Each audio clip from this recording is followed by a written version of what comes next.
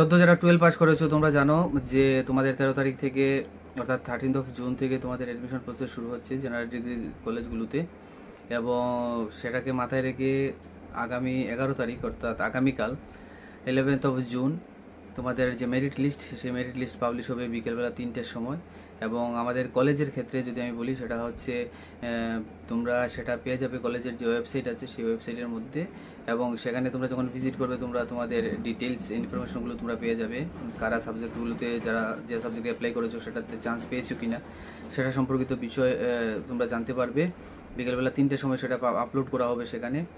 তাছাড়া কলেজের notice বোর্ডেও publish করা হবে। তো সেই বিষয়টা তোমরা মাথায় রাখবে। আগামীকাল বিকেল 3টের সময় তোমাদের মেরিট লিস্টটা পাবলিশ হবে। সেই মোতাবেক তোমাদের যে 13 তারিখ থেকে যে অ্যাডমিশন, সেই অ্যাডমিশন প্রসেসটা সম্পন্ন হবে। আমি আমার আগের ভিডিওতেও সেটা বলেছিলাম যে কবে কার অ্যাডমিশন হবে, বয়েজ গার্লস বা স্ট্রিম ওয়াইজ, সেটা আমি বলেছিলাম।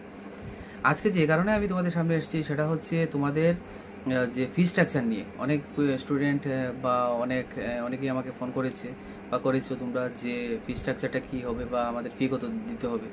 তো প্রথমে আমি যে কথাটা বলবো সেটা হচ্ছে, যারা গার্ল স্টুডেন্ট, যারা মেয়ে যারা আছো, যারা কলেজগুলোতে অ্যাডমিশন নেবে, তাদের জন্য কোনো ফি নেই।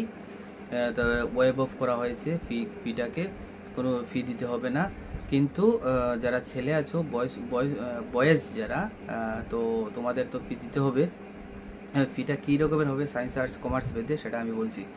দেখো, আর্টসের ক্ষেত্রে এবং কমার্সের ক্ষেত্রে তোমাদের টোটাল ফি হবে 622, অর্থাৎ 622 টাকা তোমাদের ফি, সেটা তোমাদেরকে দিতে হবে, পে করতে হবে। এবং পাশাপাশি যেটা সায়েন্সের যারা ল্যাব বেসড যেটা স্ট্রিমগুলো আছে, সায়েন্সের জন্য লাগবে টোটাল 962 রুপিস, অর্থাৎ 962 টাকা তোমাদের দিতে হবে। তো এই হচ্ছে তোমাদের ফি স্ট্রাকচার। তো আমি আবারও বলছি বোঝার সুবিধার্থে, আর্টস এবং কমার্স ব্যাকগ্রাউন্ডের যারা আছো তাদের 622 রুপিস, এবং যারা সায়েন্স ব্যাকগ্রাউন্ডের বা সায়েন্স স্ট্রিমের জন্য অ্যাপ্লাই করেছো বা অ্যাডমিশন নেবে, তাদের দিতে হবে 962 রুপিস। তো এটা তোমরা মাথায় রাখবে।